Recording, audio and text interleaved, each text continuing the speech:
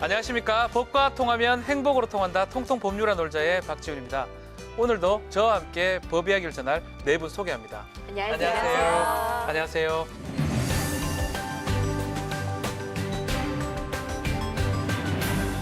자, 교실마다 시끌벅적 활기를 띄워야 되는 입학철 아니겠습니까? 그렇죠. 근데 곳곳에서 학생들 웃음소리 듣는 게 어려워진다면서요? 맞습니다. 이 초등학교 신입생이 점점 줄어들고 있기 때문인데요. 네. 아예 입학식을 못한 곳도 있대요. 저는 이해가 안 되는데 한 명 학생이라도 있으면 입학식은 해야 되는 거 아니에요? 그게 그 단 한 명의 입학생도 없기 때문에. 아무도 없다고요? 그러니까요. 강원도에요. 15개 초등학교는 올해 신입생이 0명.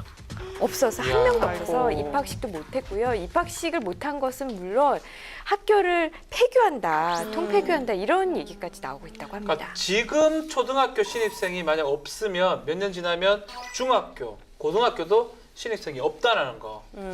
결국 농어촌 인구가 줄고 너무 좀 심각한 게 아닌가 생각이 듭니다. 우리 MC님 아직 심각하다고 말씀하시면 안 됩니다. 이게 2018년 네. 신입생 정원 미달이 된 학교가 농어촌만의 문제가 아니라고 해요. 아하. 서울시 교육청에 따르면 서울 지역 사립초등학교 39곳 중에 4곳이 신입생 정원 미달을 겪고 있다고 하거든요. 사립초등학교 인기 되게 많은 것 같은데 그러니까요. 4곳이나 그래요? 정원 미달이라고 하니까. 근데 저희 애는 아직 좀 많이 남긴 했어요. 4년 정도 뒤면 초등학교 가는데 네. 축구팀이나 제대로 구성될까? 뭐 이런 생각까지 들 정도예요. 저희 같은 경우는 한 반에 60명 정도 됐었거든요. 네. 프로야구 팀이 다 돼요. 그러네요. 까지 좀 예. 오방도 났고요. 상당히 인원수가 많았는데 올림픽 정도 할 수 있었어요.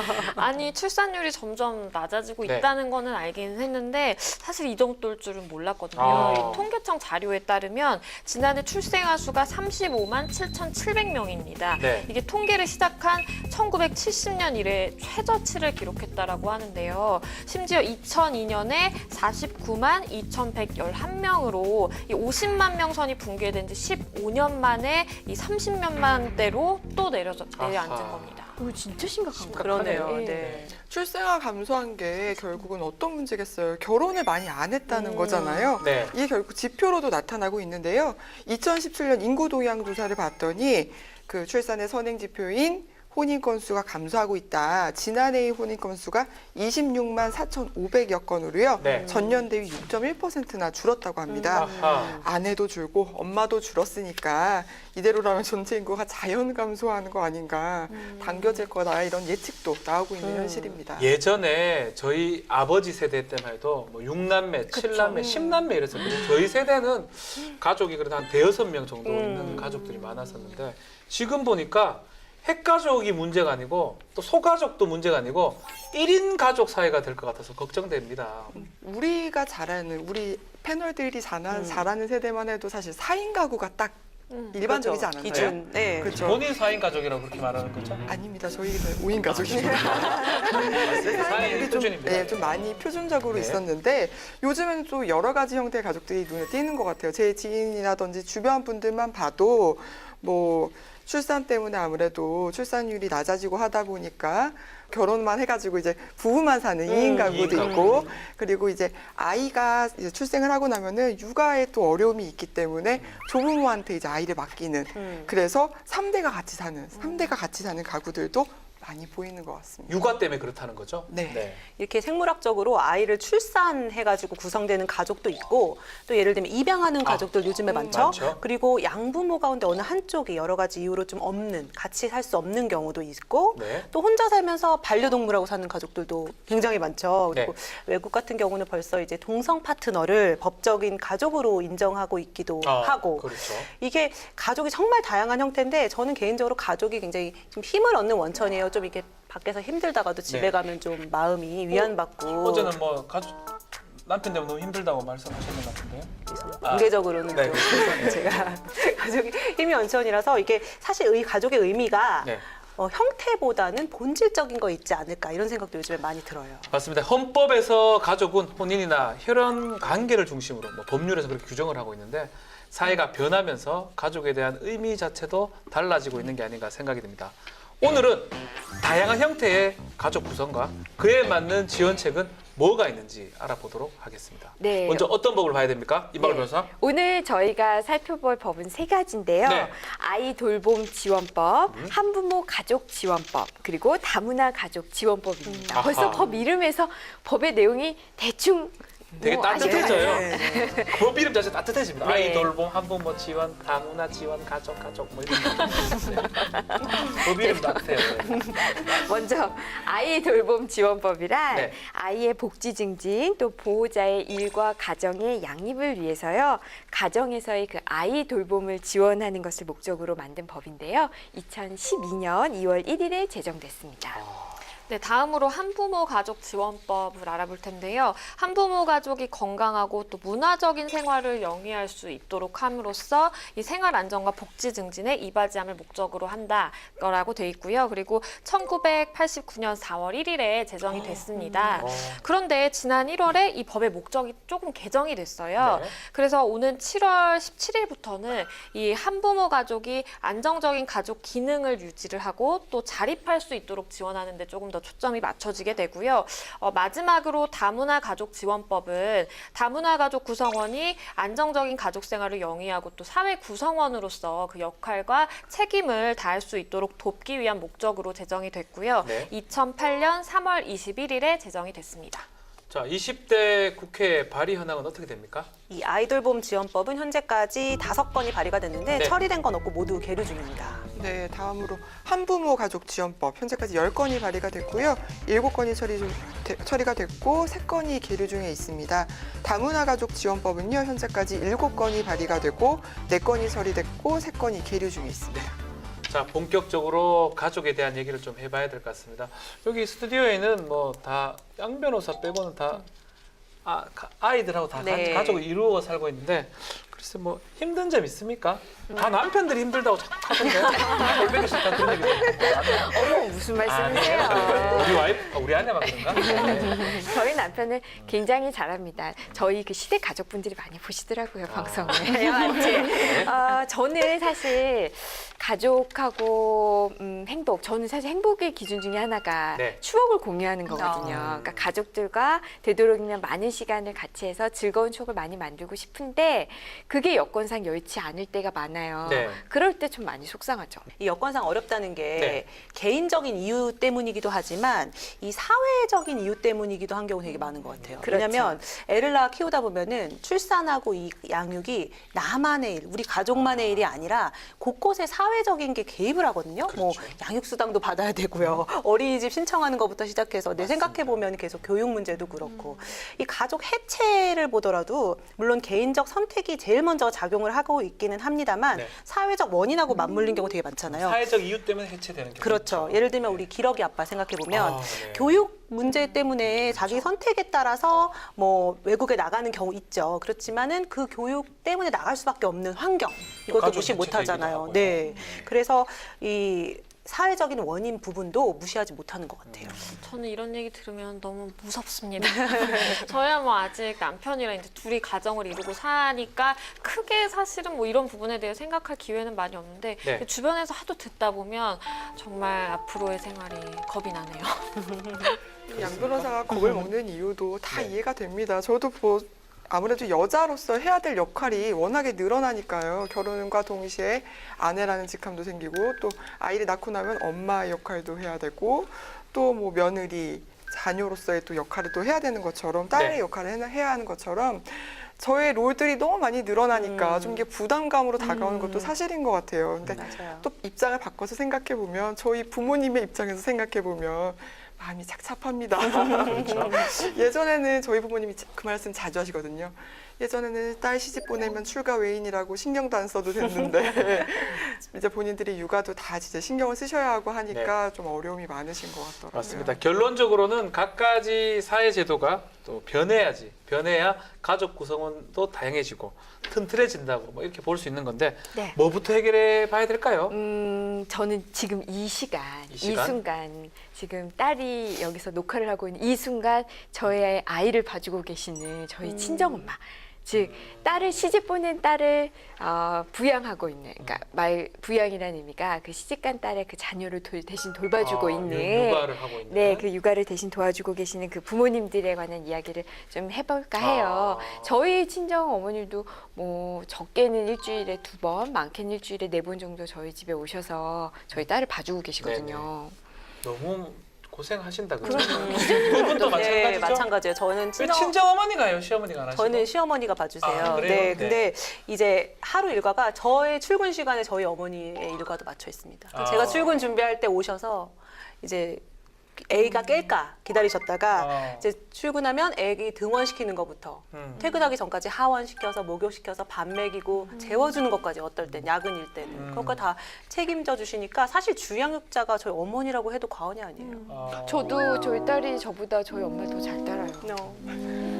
갑자기 좀 이렇게 아, 슬퍼지네요. 몰라요. 네. 저도 친정이 가깝다 보니까 저희 친정 부모님들이 많이 케어를 해주세요. 그리고 시부모님들도 아이를 이제 많이 보고 싶다고 이제 육아에 적극적으로 참여를 하시기 위해서 집 가까운 곳에 아예 네. 이사를 오셨습니다. 그래서 뭐 아이가 이 집 저 집 이제 왔다 갔다 하면서 아유. 지내고 있는데 제가 아무리 빨리 퇴근을 하고 집에 도착을 해도 뭐 7시 정도 되잖아요, 보통. 네.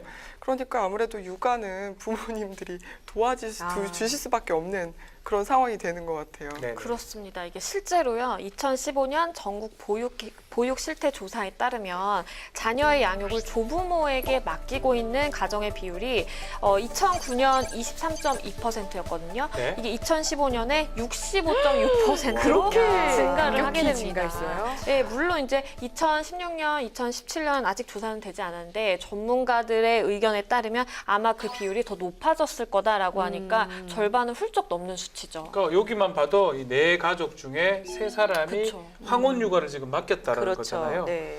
와, 상당히 비율이 많은 것 같은데 그러면 이렇게 어머니나 시어머니한테 이렇게 맡기는 이유가 맞벌이 때문인가요?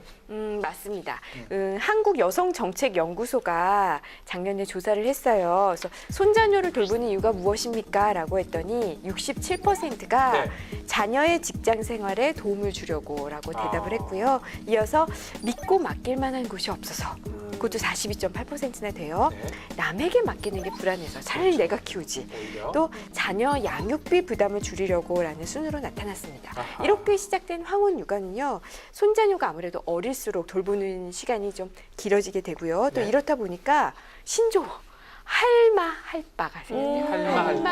할마, 할바. 아, 엄마 할마, 아빠 할바. 아빠. 거기까지는 근데 이게 말이 좋아서 할머니, 엄마 이거 합칠 수 있고 할아버지, 아빠 합칠 수 있는 거지. 네. 저희 어머니도 애를 보시는데 체력이 달린다 이런 아, 말씀하세요. 실제로 그렇죠. 굉장히 무리가 가는 아니 일이에요. 젊은 제가 봐도 힘들어요. 네, 맞아요. 네. 그리고 조금 크면은 단순히 물리적인 욕구뿐만이 아니라 또 놀아주기도 해야 되고 또 맞습니다. 머리도 써야 네. 되고 여러 가지 힘드실 거고요.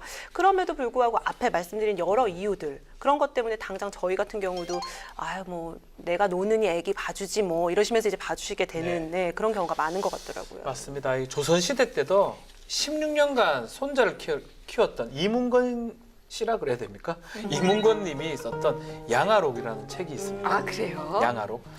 양아 딱 키울 양 아이였죠. 양아록인데 21세기 양아록도 충분히 나올 법한데요. 그렇죠. 충분히 생각이 나올 그렇죠. 법한데. 네, 네. 이게요, 역시 사랑은 내리사랑이구나라고 했던 게 그 말씀하신 양아록에 보면 이런 글이 적혀 네. 있습니다.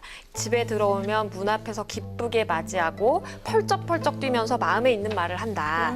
이것이 진정 더불어 사는 것. 이 한 뿌리 한 가지에서 나온 까닭이다. 이렇게 딱 적혀 있어요. 그러니까 손자를 지켜보는 거 그 자체가 얼마나 큰 기쁨이고 얼마나 이 행복이었는지가 딱 느껴지는데 이걸 읽다 보니까 사실은 이제 할마 할바라는 얘기가 생겨날 정도잖아요. 네. 이미 상황이 사실 그렇게 됐으면 그러면 수많은 이 할마 할바들에게 더 이제 손자녀들을 양육하기 쉬운 환경을 만들어주는 게 해법이 아닐까라는 생각이 들어요. 맞습니다. 일차적으로는 물론 부모가 직접 이제 경제적인 걱정 없이 아이를 직접 양육할 수 있는 환경이 되면 뭐 더할 나위 없이 좋겠죠. 하지만 뭐 할마 할바들의 이 네. 양육 환경을 부정적으로만 보지는 않았으면 좋겠는 게 뭐 전통 사회에서도 우리 조부모님들 중심으로 해서 가족 공동체가 형성이 됐지 않습니까? 그렇죠. 그리고 조부모한테 뭐 독방 육아를 넘긴다 뭐 이렇게 나쁘게만 볼 게 아니라 뭐 조선 간에 이루어졌던 뭐 격대 교육의 의미로 좀 받아들이면 어떨까 하는 생각도 듭니다. 지금 말씀하신 것처럼 어차피 지금 사회 현상이기 때문에 긍정적으로 좀 바라봐야 될 것 같은데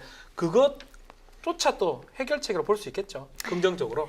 그래서 또 발의된 법안이 아, 있습니다. 법안이 있습니까? 네, 이 조부모가 아이를 양육하는 가정에 대해서 지원 방안을 마련해보자라는 취지로요. 우선 국가와 지자체가 이런 지원 시책을 강구하도록 하고요. 네. 두 번째로 이 조부모가 손자녀인 아이를 동반할 경우에는 네. 여가 문화 시설이나 공공 시설의 이용료를 감면해주자 이런 내용으로요. 작년 12월 11일 원유철 의원이 대표 발의한 법안이 있습니다. 네, 세부 내용을 조금 더 살펴보면요. 여기서 말하는 그 지원 정책이라는 게 이 조부모를 대상으로 아이 돌봄이라든지 뭐 여러 가지 건강 유지 등과 관련한 그 교육을 해준다거나 교육 필요해요. 그렇죠. 아니면 정보를 이제 제공해주는 그런 여가 활동 지원을 강구하자라는 거고요. 네. 그리고 아이들 데리고 많이 이제 나가셔야 되잖아요. 야외로 뭐 어딘가로. 맞습니다. 그런 이제 박물관이라든지 과학관 또 놀이공원 이런데 여가 문화시설이나 공공시설의 이용료를 감면해주는 방안도 들어 있습니다. 네, 그렇습니다. 일부 지자체에서는요.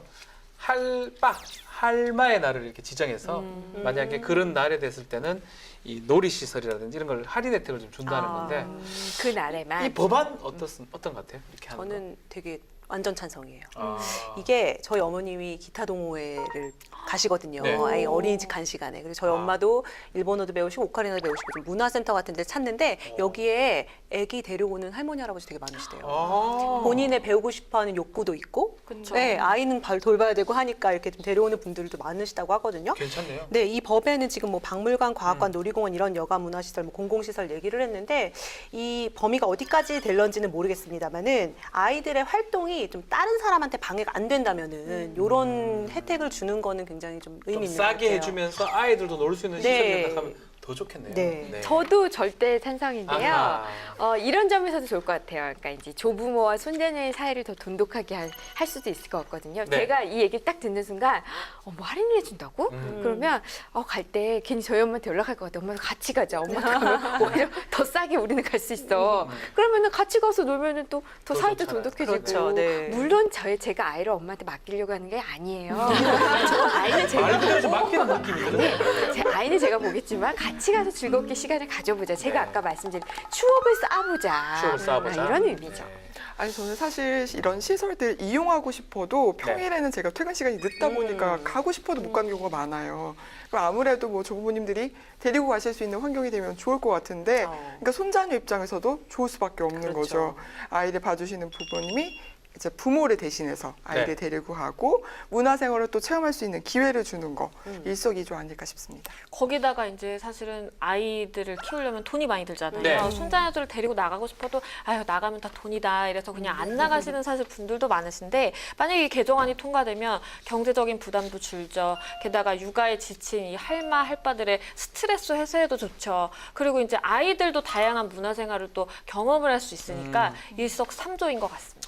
이게 또 예산이 조금 문제되긴 합니다. 그렇지만 예산만 허락한다 그러면 반드시 해결해야 될 부분이고 또 할마, 할바, 이 양육, 항원 양육에 대해서 좀 지원하는 그런 방안이 좀 필요하지 않을까 생각이 듭니다. 그렇게 하면 힘듦이 좀 덜어질 것 같고 두 사람 너무 좋아하네 지금 보니까. 네, 법안 벌써 계획을 통과 세워야 되겠어요. 통과되면. 돼야 될 것 네. 같습니다.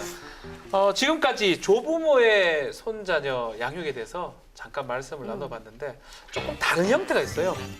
같은 손자녀 양육인데 조금 다른 가족 형태 있죠? 네, 앞서 우리가 봤던 거는 그 중간에 끼인 부모가 뭐 맞벌이나 이런 걸로 바빠서 봐주는 형태였다면요. 제가 지금 소개해드릴 조손 가정은 부모 없이 조부모와 미성년의 손자만으로 이루어진 가정인데요. 이게 이제 고령화와 가족 해체로 대두되는 이제 취약 가정입니다. 한마디로 보통 이제 부모가 이혼이나 아니면 질병으로 인해서 존재하지 그러니까 아이 옆에 있기 어려운 경우 네. 그때 이제 남겨진 손자녀와 조부모가 함께 사는데요. 네. 이 보건복지부 통계를 보니까 2015년에는 15만 3천 가구의 조선 가정이요. 아하. 2035년에는 32만 1천 가구로 늘어날 것이라고 전망을 했어요. 17만 명 이상이 늘어난다는 거네요. 네. 이 형태의 경우에는 이제 우리가 앞서 말씀드린 가족 형태 같은 경우에는 조부모가 손자녀를 양육하는 동안 엄마 아빠는 그래도 일을 할 수가 있잖아요. 네. 그런데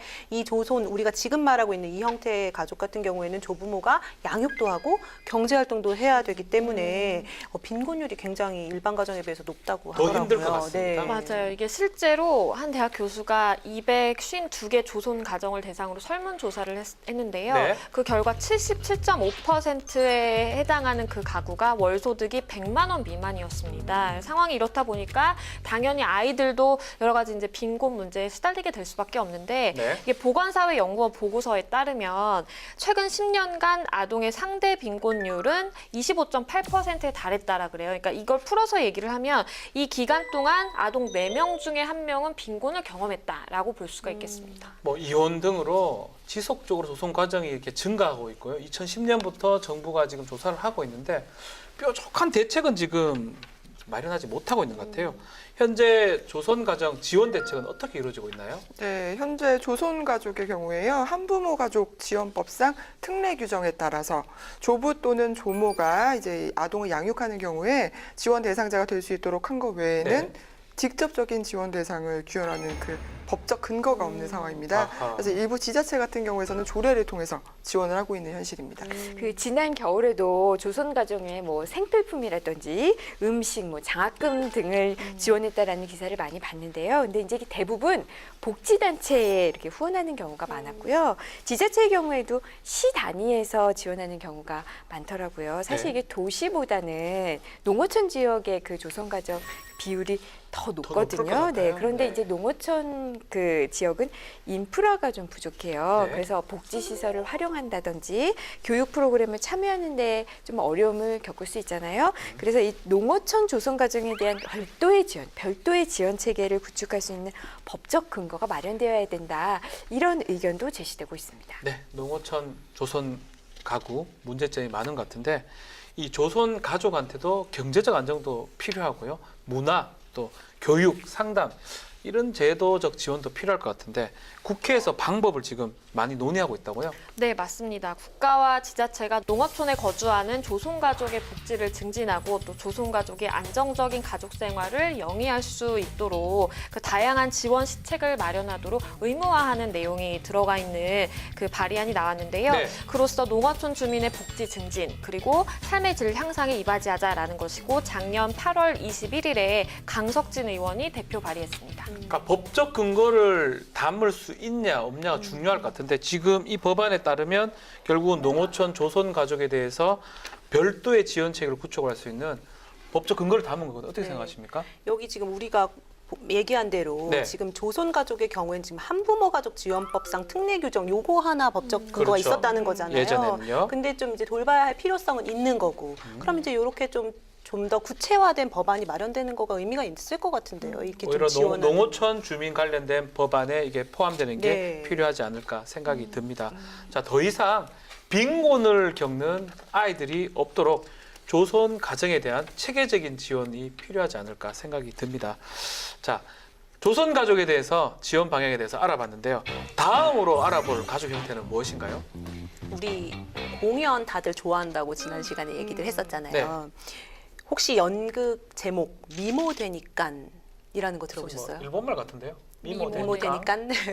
미모 이게 아니고 미모요? 미모요. 미모. 아, 미모가 내 되니까. 미모가 되니까 그런 이런 건가? 느낌이지만 좀 제목만 보면 그럴 수 있는데 네. 이게 사실은 국내 최초의 입법 연극이래요. 입법 연극이요? 네, 오. 미혼모들의 현실에서 겪고 있는 실제 이야기를 연극처럼 만든 거고요. 연극으로 예. 만든 거고요. 그리고 연극이 끝난 다음에 참여했던 관계 또 유관 단체랑 함께 이 연극에서 제시됐던 여러 문제점의 해결책을 찾아나가는 그걸 또 입법까지 연결시키는 그래서 입법 연극이라고 합니다. 미모가 미혼모네요. 미혼모를 이거를 미모라 그렇죠. 한 거예요. 네. 미모가 되니까 이렇다라는 입법 연극이다. 와. 입법 연극이랑 저는 사실 오늘 지금 처음 들어봤는데 또 처음 들어봐요. 예. 굉장히 신선한 발상이네요. 입법 연극, 그러니까 연극을 통해서 이 법에 어떤 법을 만들어야 될 필요성을 좀 이야기하는 것 같은데 굉장히 그 설득력이 있을 것 같아요. 네. 와, 대단한 우리 것 뭐 영화 같은 걸로 사실 사회적 문제로 떠오르면은 이 법의 사각지대도 발견이 되고 맞아요. 또 그래서 우리가 입법적인 노력을 막 해서 사회가 발전하는 계기가 네. 되기도 했잖아요. 그렇게 생각한다면 연극도 이렇게 한다면 와. 되게 좋을 것 같아요. 이거 누구 아이디어인지 몰라도 상당히 아이디어 좋은 것 같은데 예전에 영화 도관이라는 영화 있어요. 그 영화가 사회 고발이 돼가지고 또 뭐 법안도 만들어지고 뭐 제도가 바뀐 적이 있는데 이렇게 연극을 통해서 한부모 가족 지원법이 통과가 됐다면서요. 네, 맞습니다. 이게 2015년부터 시작이 됐는데요. 이 연극을 통해서 문제 제기를 넘어서 정책과 그리고 법안 개정이라는 이 현실적 장치를 마련돼서 참 의미가 있는 것 같아요. 네. 이 실제로 법안 개정을 위해서 권미혁 의원과 이 한부모 미혼모 단체들이 입법을 위한 수차례 이제 간담회를 가졌고요. 그 간담회를 통해서 개정안을 발의했습니다. 와, 작년 1월 23일입니다. 권미혁 의원을 중심으로 41명이 공동으로 법안을 발의했고요. 8월에 법안이 상정이 돼서 12월 29일에 최종적으로 본회의를 통과했습니다. 이 법안이 올해 7월부터 시행이 된다고 합니다. 네, 맞습니다. 권미혁 의원의 법안 외에도요, 김삼아 의원, 네. 박인숙 의원이 각각 발표한 3건의 법안이 함께 대안 반영돼 통과됐는데요. 세부 내용을 몇 가지 소개해 드릴게요. 네. 먼저 올해부터 매년 5월 10일을 한부모 가족의 날로 지정을 했습니다. 이를 통해서요, 한부모 가족에 대한 인식의 변화를 좀 끌어올 수 있을 거라고 기대를 하고요. 두 번째로는 한부모 가족 상담 전화를 설치하고 운영할 수 있도록 했어요. 그래서 한부모 가족에 대한 어떤 상담 서비스를 좀 제공하는 데 도움이 될 것 같고요. 또 미혼모자 가족 복지시설 이용 대상을 확대했어요. 네. 여기는 이제 그 혼인 관계에 있지 않은 그 미혼모가 출산한 이후에 그 미혼모와 자녀가 여기에 머무를 수 있었는데 네. 이 이용 대상에 출산하기 전의 임신부도 포함시켰고요. 출산한 다음에 해당 아동을 양육하지 않은 그런 모도 포함하도록 했습니다. 이 밖에도 몇 가지 내용이 더 포함돼서요. 오는 7월 17일부터 시행될 예정입니다. 저는 이 한부모 가족을 위한 좀 뭐 상담, 뭐 심리적 이런 지원센터 같은 게 있으면 네. 좋겠다는 생각 평소에 좀 했었거든요. 근데 상담 전화가 설치돼서 운영이 될 거라고 하니까 이제 반가운 소식인 것 같고요. 네. 여기에 덧붙여서 좀 아이들 정서 상태 상당히 우려스럽거든요. 그래서 좀 쉽게 지원을 받을 수 있도록 학교라든지 그런데 학교 내에 상담 선생님이 계시거나 뭐 그런다면은 좀 쉽게 지원이 이루어지지 않을까라는 생각도 해봤습니다. 네, 제가 통계를 보니까 작년 기준으로 우리나라 한부모 가구가 212만 7천 가구입니다. 전체가 약 2천 가구, 1,952만 가구인데요. 10.9%가 한부모 가구거든요. 상당히 많은 수가 한부모 가구고 엄연히 존재하고 있기 때문에 한부모 가정에 대해서 사회적 인식이 좀 변화되는 그런 계기가 되지 않을까 생각이 들고 이 법안 상당히 잘 통과가 된가 생각이 듭니다. 네, 사회적 인식 변화 말씀하셨는데요. 네. 이런 가족은 정상이야. 한부모 가족은 비정상이야. 네. 이런 식의 색안경, 이게 가장 큰 문제가 아니었나. 그런 일을 좀 우리부터도 좀 없었으면 좋겠고, 현재 이 한부모 가족 지원 정책이 건강가정기본법을 근거로 해서 건강가정기본계획에 의해서 추진되고 있대요. 네. 그러니까 한부모 가족이 필요한 게 뭔지, 이 수요 파악에서부터 집행은 제대로 잘 되고 있는지 이런 걸 좀 파악할 좀 컨트롤 타워도 필요하지 않나 이런 생각이 들어요. 그러니까 저 생각에는 조선 가정도 그렇고 뭐 한부모 가정도 가구도 마찬가지고 금전적 지원이 가장 중요한 상황이 아닌가 생각이 드는데 우리나라 말고 해외는 좀 어떻게 하고 있는지 궁금합니다. 네, 미국이나 유럽 같은 해외 각국에서는요, 우리나라보다 한부모 가족 비율도 당연히 높고 네. 관련 지원책도 다양한 편인데요. 먼저 독일은 6세 이하 자녀와 60제곱미터 주택에 거주하고 있는 싱글맘에게 월 164만 원을 지원을 하고 있다고 해요. 와, 또 프랑스는 자녀가 한 명인 한부모 가구에 월 114만 원을 지원을 하고 호주는 특별한 조건 없이 생활비와 양육비로 월 100만 원을 지원을 하고 있다고 합니다. 아주 뭐 파격적이라고 그러네요. 생각했어요. 네. 이 스웨덴 같은 경우에는요, 미혼모 가족을 다양한 가족 형태 중에 하나라고 인정을 하고 네. 이 아동이 있는 가족에 대한 서비스로 미혼모 가족의 복지를 지원하는데요. 그중 하나로 이 정부가 미혼부를 추적합니다. 아빠를요? 그쵸. 네. 그냥 엄마 혼자 아이를 힘들게 키우고 있잖아요. 그래서 미혼부를 추적해서 그 양육비를 부담하게 함으로써 네가 아빠를 돈 내라. 그렇죠. 네. 와. 돈 내라라고 하는 겁니다. 네. 그래서 양육에 있어서 이제 미혼모의 부담을 덜어주는 역할을 하고 있고요. 또 세대 구성을 할 때 그 비용이 많이 들어가잖아요. 네. 그때 이제 들어가는 비용 같은 경우에는 무보증으로 국가에서 이제 대부를 받을 수 있고요. 사정에 따라서 상환이 뭐 연기될 수도 있고 면제될 수도 있다고 합니다. 영국도 만만치 않게 좀 네. 빵빵한 정책이 있는데요. 슈어 스타트 플러스래요. 정책이. Sure start first. 네. 네.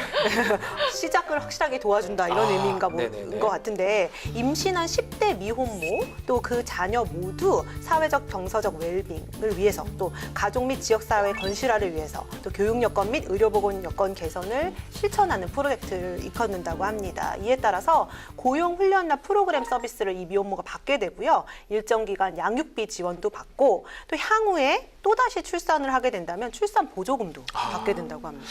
그러니까 외국 사례를 보니까 파격적인 것 같기도 하고 또 적극적이기도 하고 이러다 보니까 내가 한부모 가족이라는 거, 가구라는 거 드러낼 것 같아요. 오히려 그렇죠. 한부모 가족이면 돈을 이래 말하면 좀 그렇지만 받을 수 있기 때문에 거의 숨길 필요가 없는 것 같아요. 우리나라 법안들도 이렇게 되는 게 맞는 것 같거든요. 지금 보면 뭐 괜히 얘기했다가 편견받고 차별받을까 봐 얘기 안 하는데 법안 자체를 좀 그렇게 변경되면 아주 좋을 것 같은데요. 그래서 발의된 법안이 있습니다. 아, 네, 있습니까? 네. 내 생각은 똑같네. 네. 이 한부모 가족이 이렇게 증가함에도 불구하고 네. 이들을 위한 어떤 정책 수립이 미흡하다, 재원 확보가 미흡하다 이런 실정이니 한부모 가족 지원을 위한 어떤 기본 계획이라든지 네. 연도별 시행 계획의 수립이나 시행의 그 근거를 마련하고 또 한부모 가족 정책위원회의 설치 근거를 마련을 해서 네. 이렇게 한부모 가족 지원 정책을 확대하고 체계적인 정책 추진의 기틀을 마련하자라는 모토 아래 2016년 8월 5일 유승희 의원이 대표 발의한 법안이 있습니다. 네, 이 여성가족부가 발표한 2018년도 한부모 가족 지원 사업 안내에 따르면 아동 양육비 지원 단가가 12만 원에서 좀 적지만 1만 원, 13만 원으로 인상이 됐고요. 지원 연령도 만 13세 미만에서 만 14세 미만으로 상향됐습니다. 여러 가지 외국에 비해서 아주 조금 약하긴 하지만 여러 가지 사업들이 지금 추진되고 있으니까 자세한 내용을 좀 확인해 봐야 될 것 같습니다. 여성가족부 홈페이지를 보면 이것들을 확인할 수 있으니까 필요한 상황 또 체크하시고 또 혜택을 받으시면 좋을 것 같습니다. 자, 지금 여러 가지 우리 가족 형태에 대해서 지금 알아보고 있는데요. 다음은 외국인 가족 알아봐야 될 것 같아요. 국내 체류 외국인이 지금 200만 명이 넘었다면서요? 네, 이 법무부 조사에 따르면요. 2017년 국내 체류 외국인은 218만 명입니다. 2016년에 최초로 200만 명을 넘어섰는데 그 이후로 꾸준히 증가하고 있다라고 하고요. 이로써 우리나라에 체류하고 있는 외국인은 우리나라 인구의 4.2%를 차지하게 됩니다. 와. 그러니까 1000명당 42명 정도가 외국인이다라고 볼 수가 있겠는데요. 너무 많아요. 진짜 그렇죠. 많아요. 앞으로는 많다. 정말 우리 사회에서 보듬어야 할 가족 형태 중에 하나가 이런 다문화 가족이 아닌가 싶어요. 자, 200만 명이 지금 넘는다 그러는데 얼마나 많은 수가 지금 체류하고 있습니까? 네, 단기 방문을 제외하고요. 네. 이제 국내에 91일 이상 거주하는 장기 체류 외국인은요. 158만 3천여 명입니다. 이 중에 3년 이상 체류하는 외국인이 62만 1,800여 명, 39.3% 정도고요. 1년 초과 3년 이하가 45만 3,600여 명, 네. 28.7% 정도 되네요. 이 체류하는 외국인이 늘어나는 만큼 이제 국제 결혼이나 아니면 다문화 가정의 학생도 빠르게 증가하고 있는데요. 다문화 가정 학생 수가요 2008년에 2만 명이었어요. 근데 2016년에는 9만 9천 명으로 8년 동안 무려 5배 가량 증가를 했습니다. 이들이 전체 초중고 학생에서 차지하는 비율은요 1.7%라고 하네요. 요 방송 보면 진짜 외국인들 많이 나옵니다. 저도 외국인들 친한 사람들도 많이 있고요. 예, 그분들은 한국말 물론 한국말 나옵니다. 물론 이제 Can you speak 미국 Korean? 사람 둘이가 있는데 저 때문에 그 두 사람도 한국말을 써요. 그래서 물론 친한 분들이 많은데 지금 그만큼 우리나라에 외국인들이 많이 살고 있거든요. 그러니까 제가 또 생각했을 때는 오랫동안 외국인들이 많이 왔기 때문에 이 다문화 가정에 대해서 지원이 좀 활발하게 된 게 아닌가 또 생각이 드는데요. 맞아요. 네. 국회에도 그 이자스민 의원이라고 해서 네. 지난 국회 있었나요? 지지난? 네, 네. 지지난 국회에 있었 네. 잖아요. 그러니까 그만큼 이제 정말 외국인이 우리 생활에 깊숙이 들어와서 같이 살고 있는 형편이고 2008년에는 다문화 가족 지원법도 생겼고요. 네. 각 지자체별로 한번 들어보셨을 거예요. 다문화 가족 지원센터 이런 것도 본적 생기는데 있습니다. 네, 네. 다각도로 지원이 이뤄지고는 있습니다. 그렇지만 문제가 있어요. 외국인 근로자 등 합법적으로 국내에 장기 체류하고 있는 외국인의 자녀들이 법의 사각지대에 놓여 있다는 거죠. 아하. 네, 왜냐하면 현행법 같은 경우에는 결혼 이민자나 아니면 귀화자의 그런 중도 입국 자녀 아니면 이들이 국내에서 나와서 기르고 있는 자녀만을 지원 대상으로 하기 때문에 네. 이런 사각지대가 발생할 수밖에 없죠. 그 부분이 참 궁금합니다. 똑같은 외국인인데 누구는 지원을 받고 누구는 지원을 못 받고 이 기준이 뭡니까? 이유가 궁금하네요. 일단은 한국 국적이냐 아니냐인 것 같습니다. 아, 우리나라 국적이 중요하다는 거죠? 네. 결혼 이민자나 귀화자 등 한국 국적을 가져야 지원이 되는 겁니다. 그래서 장기 체류 외국인의 자녀들은요, 미리 준비를 하고 한국에 온 일반 이민 가정의 자녀나 국제 결혼 가정의 자녀로 한국에 태어난 다문화 이제 가정의 자녀와는 좀 확연히 차이가 납니다. 그러니까 네. 국적 있는 사람하고 국적이 없는 사람하고 큰 차이가 나는 거네요. 네, 특히 이제 이 장기 체류 외국인의 자녀들은요 준비 없이 갑자기 입국하는 네. 경우가 많거든요. 그러니까 언어 당연히 뭐 서툴겠고요. 네. 뿐만 아니라 정서적 이질감도 클 텐데 문제는 또 이제 학교에 들어가려면 서류가 필요한데 이 서류들은 대부분 아무래도 국적이 다르다 보니까 네. 대부분은 이제 공증된 서류가 필요하거든요. 아하. 근데 이 공증받기가 또 이제 준비가 안 된 경우가 많아서 50%가 넘는 장기 체류 외국인의 자녀들이 학교에 다니지 못하고 있대요. 그러니까 실제로 장기 체류 외국인이든 뭐 국적이 있는 외국인이든 똑같이 대우를 받는 게 상식적으로 맞는 것 같은데요. 그냥 어린 아이들은 배워야 되는데 그러니까요. 그 가장 학교를 중요한 못 시기에 말이죠. 다니고 있다는 것은 이거는 글쎄요. 그렇죠. 국가가 그건 해야 되는 일이거든요. 특히 지금 보면 현행법으로 보면 가족 중에 결혼 이민자나 귀화자가 있으면 혜택을 주는 거고 가족 중에 그런 게 없거나 서류가 좀 미비돼 있다 그러면 혜택을 전혀 안 준다는 거니까 뭔가 큰 문제가 좀 있어 보이는데 이것을 해결하기 위해서 발의된 법안이 있나요? 네, 맞습니다. 있어야 됩니다, 이거는. 있습니다. 네. 왜냐하면 이 외국인 근로자의 고용 등에 관한 법률 제2조에 따르면 이 외국인 근로자 등 이 대통령령으로 정하는 외국인의 자녀로서 이 부모와 함께 국내에 거주하고 있는 이 아동 청소년을 대상으로 다문화 가족 지원 센터가 이 업무를 수행하고 그러니까 도와줄 수 있도록 하는 내용을 갖고 있고요. 작년 2월 7일에 박성중 의원이 대표 발의한 내용이 있습니다. 아, 이 문구가 좀 마음에 와닿네요. 제가 읽어드릴게요. 정치는 우리 사회에 가장 아프고 외로운 사람들을 돌보는 것이어야 한다라면서 여야 의원 13명이 공동 발의했습니다. 아, 이 참 맞는 문구가 말이네요. 참 네. 정말 맞는 말이에요. 네. 정치는 정말 가장 약한 사람, 소수를 보호하는 게 맞지 않나. 저는 또 예산은 걱정은 돼요. 항상 저는 예산, 우리 국가 예산이 많은지 맞아요. 걱정은 되지만 걱정되죠. 이거 정말 일정 기간 체류를 하고 일정 기간 당연히 살고 있다면 그 아이들한테 교육적 혜택을 주는 거는 당연한 게 아닌가, 또 나쁘지 않다라고 생각을 합니다. 그럼요. 우리가 네. 한 공간에서 같이 어우러져 사는 사람들이잖아요. 네. 특히 이 지원을 받겠다는 그 대상이 또 어린 학생들이잖아요. 네. 그렇다 보니까 이들이 우리 사회에서 좀 보듬어야 좀 품어줘야 될 그런 대상인 것 같아요. 그래서 저는 이 법안 굉장히 바람직하다고 봅니다. 네. 아, 저는 뭐 또 반대하십니까 혹시? 당연히 지원이 되면 좋겠지만 네. 뭐 좀 과하지 않나라는 생각을 잠깐 했었거든요. 아니요, 뭐 그것도 맞죠. 근데 다만 이제 장기 체류라는 이유만으로 한국 국적을 가진 사람들과 동등하게 이제 지원을 해주면 좀 문제가 있지 않을까 하는 그런 생각의 발로였는데 뭐 가장 기본적인 아까 설명하셨듯이 뭐 교육적인 부분이라든지 이런 부분에 의해서는 당연히 한국에 체류하는 모든 사람들에게 혜택을 줘야 되지 않나 하는 생각이 들고요.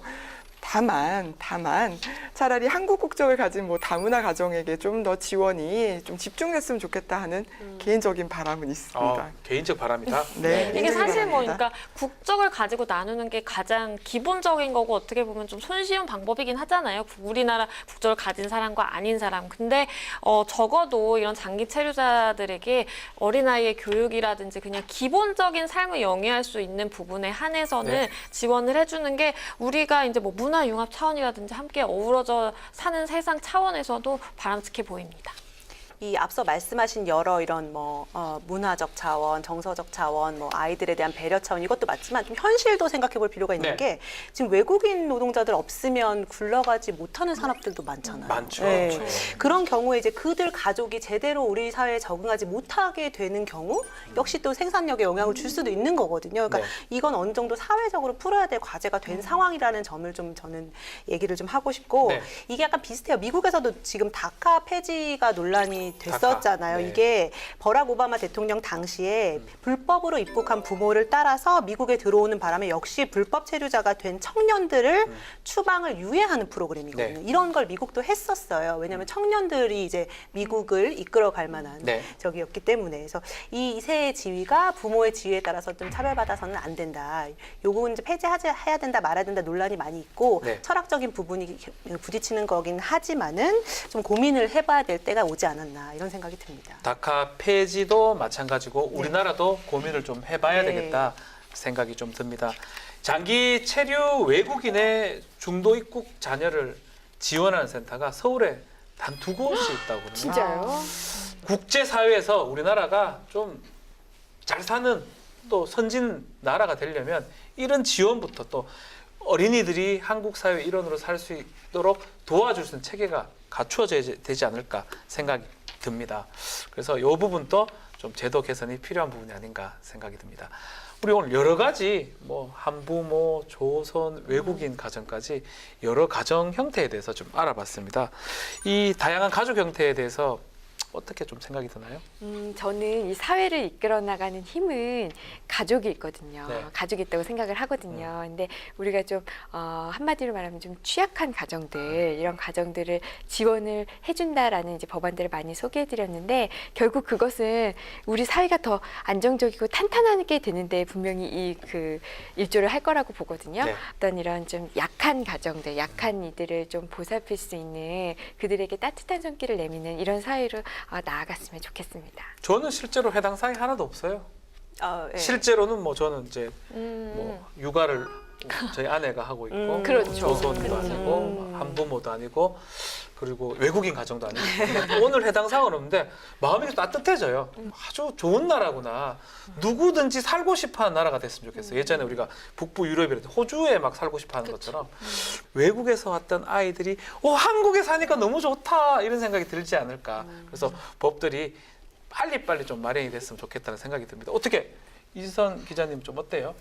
시어머니께 잘해야 되겠다 이런 생각을 하면서 네. 방송을 했습니다. 네. 우리 네. 양 기자님도 한번. 이하 동물. 아니, 뭐 엄청나게 그 뭐 양지인 변호사는 이제 아이도 좀 가져야 될 것 같은데. 나중에 아이를 낳으면 네.